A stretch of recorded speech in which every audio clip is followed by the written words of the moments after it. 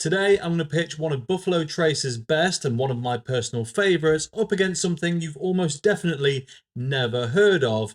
And I think there's a pretty good chance the results will surprise you.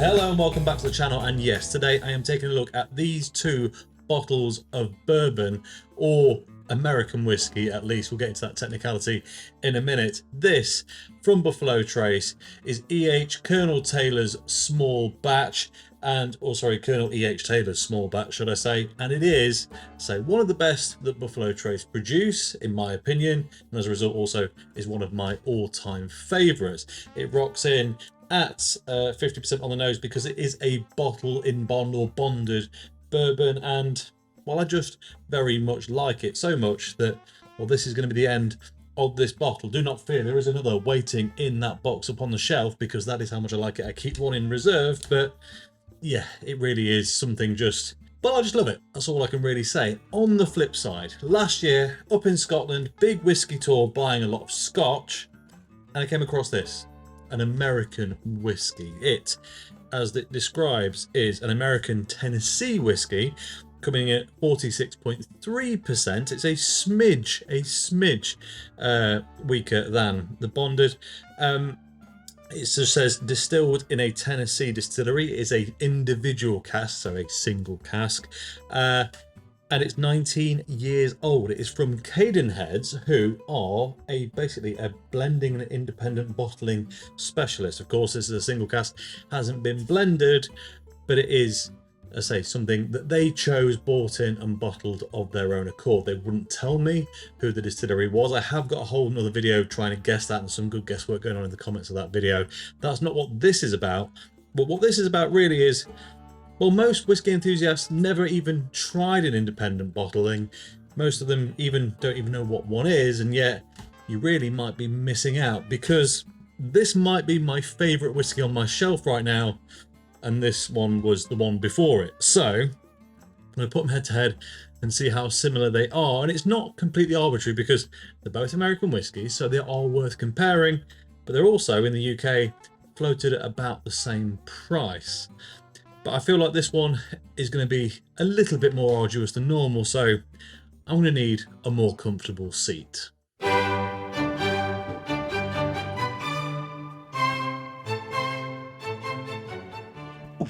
So, hello again and welcome to, I've not decided what I'm calling it yet, to be honest, but this might be the best place I've ever found in the world to sip a whiskey from. At least one where you're trying to consider and contemplate and just get the most out of it. Sure, don't get me wrong, I've been in plenty of bars, mostly in Scotland, but plenty of bars and distillery bars themselves that, well, do offer an experience you can't get anywhere else. But, well, in terms of a contemplative view, yeah, this one goes some beating, and I'm very lucky to say it's in my own house. So not all reviews will be from here, not even all whiskey reviews will be from here, but sometimes when we really need to consider what we're saying, yeah, I think this might be a fantastic new spot. So let's get into it, shall we? Now, showing and pouring things slightly more difficult here, but we'll give it a go anyway. So,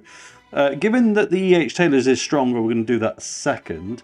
So it will be the further away, and I'll try not to get them mixed up. So, a little pour. I don't know if you can see that glass, but we'll give it a drop.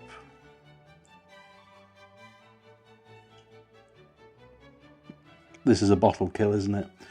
Let's just do it. Go on, in you go. There's a huge neck on this, shoulder, should I say. Oh, still a little bit in there. There we go. It's a sad day, but at least it wasn't sat around for too long. Fantastic cork pop off the Cadenheads.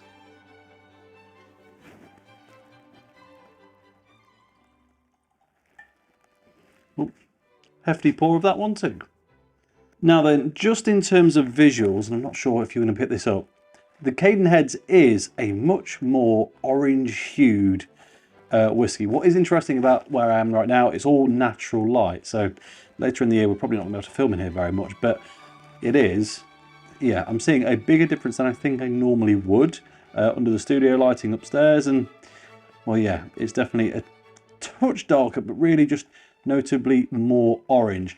Legs on the glass, well, they've both got them. The H. Taylor's got more kind of thin and frequent, whereas the Cadenhead's much more kind of big and splashy is the way I'd describe them. Not sure if you're going to come away with that on camera or not, but yeah, definitely both looking the part there. Aroma wise, well, this Cadenhead's one is, oh, it's been a while, and that's fruitier than I remember, much fruitier. Boozy, it's got a sharp edge to it. I was about to say it's been a while since I've had a whiskey, but that's not true. It's been a while since I've had a whiskey on camera. I did have one last weekend. In fact, I had far too much. But even so, that smells particularly pokey today, especially for something that's rocking at 46.3%. That's, well, it's in the can be bottled unfiltered category, but only just. It's very fiery. Oh, right. I don't know if it's just me or that, or it's not particularly warm today. It's kind of what I'd expect had it been hot. It's been hot in general, but not for a few days now. And, well, the E.H. Taylor. It's not very often I say this, but the E.H. Taylor is softer. Now, of course, it's at a very different stage in its life. It's the end, it's the final pour of a bottle. It's had a fair bit of oxygen going to it, and as a result, it's definitely calm. E.H. Taylor, when I first tried it, when I first opened this bottle, I loved it, but it was harsh, spiky, a bit of a slap round the chops. This feels just like spiced caramel, a spiced creme caramel specifically. It's, yeah, very nice, but I wouldn't go as far as to say it was muted, just, well, entirely unoffensive on your nasal passage. Back to then, this big boy from, well, an unknown distillery, but Cadenhead's bottled it. That is interesting. While I mull this over, the purpose of this video isn't really for me to tell you that this bottle that ultimately you're probably never going to get, because they had one cask, they bottled it over a year ago. I bought it when there was a couple of bottles left, and that was a while back. You know, it's not a go out and purchase. You're not going to be able to find it anywhere. The point of this video is, look, you can get independent bottlings at the same price of whatever whiskey you love, right? For me, it's the E.H. Taylor. In the UK, if we're lucky and on offer, you can get it for £75 to £90 a bottle, which is a lot more than the US pay for it. But nominally it runs £100 to £130, which is exactly what I paid for that Cadenhead's bottle. And yes, it was a gamble. It was a big gamble. I couldn't try it before. It was a lot of cash. But some independent bottlers are just worth trusting. There's always a chance that you personally just don't like what's been done, but I knew they wouldn't have bought the cask had it not been, yeah, pretty damn good. So, spicy, a little bit of peanuts coming through now, at least that peanut shell savoury twang. It's really given me quite a lot of trouble, this one. Every time I get close to going, that's what that flavour is, my entire olfactory sense gets wiped out with quite a sharp and pungent, just kind of surgical spirit, verging on iodine. It's like, not truly smoky iodine like you'd expect out of an Islay, but it's definitely got something of that, yeah, chemical offshoot to it. Anyway, let's give it a taste, shall we? Cheers.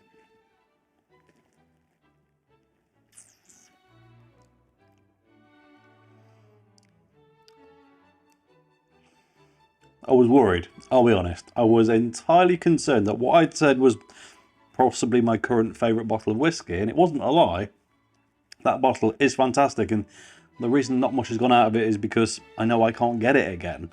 So today is a good day because I get to drink some of it for this video. And as I say, I was very worried that maybe it had gone bad. I didn't like it anymore. I should have drank it all earlier in the year when it was exceptional. But no. All right. The aroma a bit challenging, but the taste soft, peppery, really beautifully spiced. Like, if that's not got a good helping of rye in it, I will be very, very surprised. And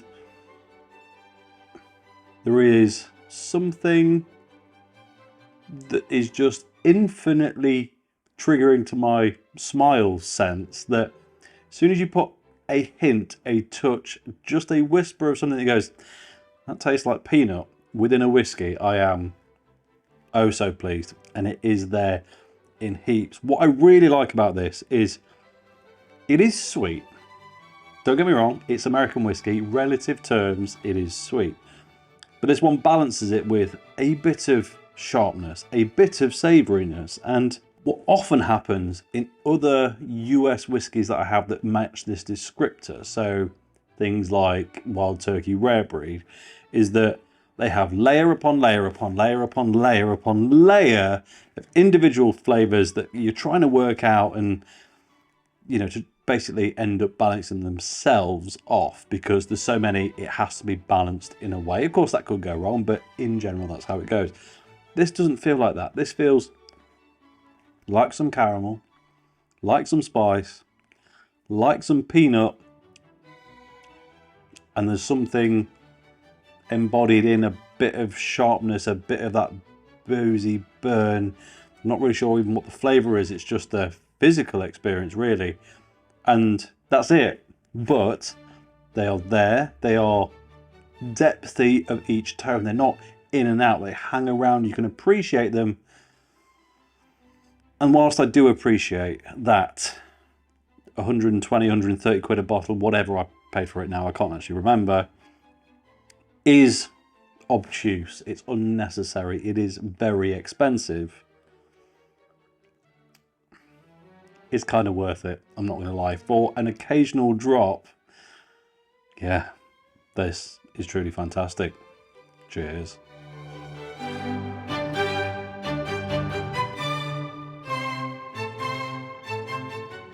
And on to the Colonel.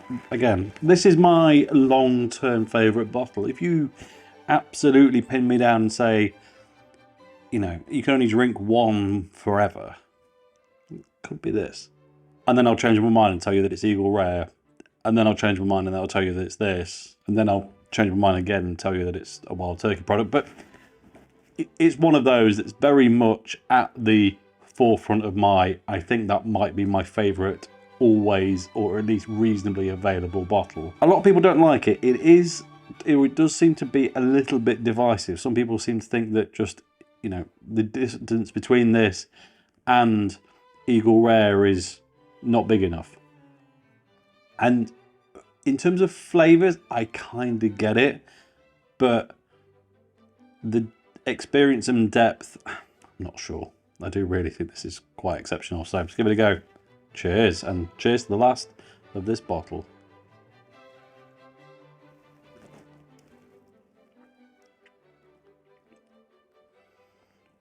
It's sweeter. Interestingly, I really thought there was a load of fruity notes coming out of the Cadenhead's bottle on the aroma when we first got into it, and then they kind of disappeared. This has done the opposite. I was very worried about the aroma. Felt just less intensive, a bit simplified. Immediately sipped this and there were some beautiful Black Forest Gateau-y notes, you know, deep dark berries mixed with the de facto caramel vanilla tones from a bourbon come together for that kind of, you know, dark fruited dessert kind of experience. And you can tell it's just a few point proofs higher. It's definitely burning a bit more, tickling the back of the throat as you try and hold it in your mouth to analyse. It's, as it has done so many times over the last few years, I try and pitch things against it. I want other things to beat it. Other people say they don't like it. I feel like I've not indulged, because I've not drank that much of it, but I've over egged it. I've over gone on about how good this bottling is. And I want other stuff in my mind to completely take it away. But right now, that hasn't happened. This is still absolutely stupendous. Now, this is why I wanted to do this review sat here, because it's going to take me a minute to work out exactly what it is about each of these that is or isn't doing it for me right now, much more so than I would do for most reviews. And it's so much easier to do it sat in this chair. This is unfeasibly comfortable. One day I would like a properly high-backed leather Chesterfield sat here, but for now these natty tartan numbers certainly will do. And yeah, it is a lovely spot to sit at. I'm not gonna give you too much of a reveal, should I say review? I'm not gonna review my house. Too much of a reveal because just, you know, we need to save some things for later, basically. But yes, this is an exceptional position to drink whiskey from, and well, I think we'll be doing it a bit more often. But enough about that. Is the independent bottling worth it? Because ultimately, whilst they are similarly priced in that they are in the lower £100 to £150 bracket at normal price, the truth is the E.H. Taylor is always cheaper. I've never seen it at the 130, which I think is what I paid for the Cadenhead. And the reality is it comes on offer so many times a year, 3 or 4, that, well, you only have to be a little bit proactive in your spending, and yeah, you can always pay not half, but certainly a good 25 to 35% less than you do for the Cadenheads. So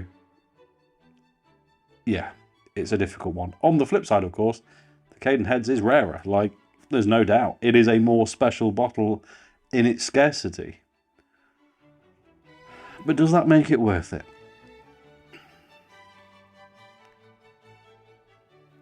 What is interesting here is that these two seemingly fill the gap that the other one misses. Because when I was drinking the Cadenheads, I was thinking, this is nice, but I want a bit more de facto bourbon, vanilla, caramel, and I want a bit more fruity notes in it, you know, a bit more depth in that respect. And then I've just taken a sip of the Cadenheads again and realised that, well, actually that has loads of flavours that the E.H. Taylor doesn't have, because it's got so much more spice to it, so much more prickly almost. And this is all going wrong, right? I'm going to be honest. I've got to be honest, because it's the only way to do it justice. Ultimately, all these things are always personal preference, right? We know that. It's why there's so many people reviewing so many things, because everyone's going to have a different opinion, and you've just got to work out the person who kind of matches your tone and feel. I really wanted this video to be, look how good independent bottlers can be, because this is one of my favourite bourbons right now, and it still is. All right, it's a Tennessee whiskey, but Tennessee whiskey is bourbon just with an extra filtration stage. Does that make it not bourbon? It's open for debate. Jack Daniels is a Tennessee whiskey until it gets exported, then for tax reasons it's a bourbon. So even they're a little bit loosey-goosey on it. You get the idea. It is definitely comparable. To say that it's been filtered twice, it is actually quite a bit sharper now than the E.H. Taylor. That could just be the discrepancy in the fill level in the bottle. But it is quite significant. But anyway, I'm rabbiting on. I really wanted to sit here and say, go and try stuff from an independent bottler, because it can be as good. Actually, it's loads better than the standard bottling. And the truth is, it's not right now. But it is really good. So this is where we have to go. When you find that one bottle that just is your favourite, it kind of doesn't matter what you put up against it. There are probably 101 reasons why that Cadenhead's bottle is technically better than this E.H. Taylor. But it doesn't matter that it's technically better, because according to my taste buds sat here, it's the one I just want to drink. But I don't have another bottle in my collection that's really close to this independent bottling. And it's a lot older. It's a 19-year-old bourbon. You don't find that in many places. So what I would say, use independent bottlers not for just another bottle of 5 to 10-year-old XYZ that's got a bit of a twist. You can do if you really like a particular style. But what I use them for is finding oddities. Find things that you wouldn't get anywhere else. The reason that distilleries sell casks to independent bottlers, provided it's not just because they're in financial trouble, is because they'll sell casks that maybe don't fit their needs, their de facto flavors and styles, their niche. So they can't use it in their regular blends and bottlings. Whereas what they will then sell to a independent bottler is something entirely different, entirely unusual, and something pretty damn unique. I can guarantee you I don't have anything else remotely close to this sat on my whiskey shelf, and well, probably neither do you. So that is a reason to go and try some weird and wonderfuls, and it might cost you a bit sometimes, but on the whole, I think it's worth doing, even if it's not going to replace your best. And let's take the pragmatic view that if this Cadenhead's drop was the best whiskey I'd ever had, I would be absolutely distraught at the idea that I simply couldn't buy another one. Whereas, well, we just killed that bottle of BH Taylor and I can go and order one right now. So yeah, not a whole great deal to worry about. And I think we'll leave it there. That really is all I've got to say about it. So as always, thank you very much for watching. If you enjoyed this video, please like it. If you haven't already, subscribe if you'll be so kind. And I'll catch you next time. Cheers.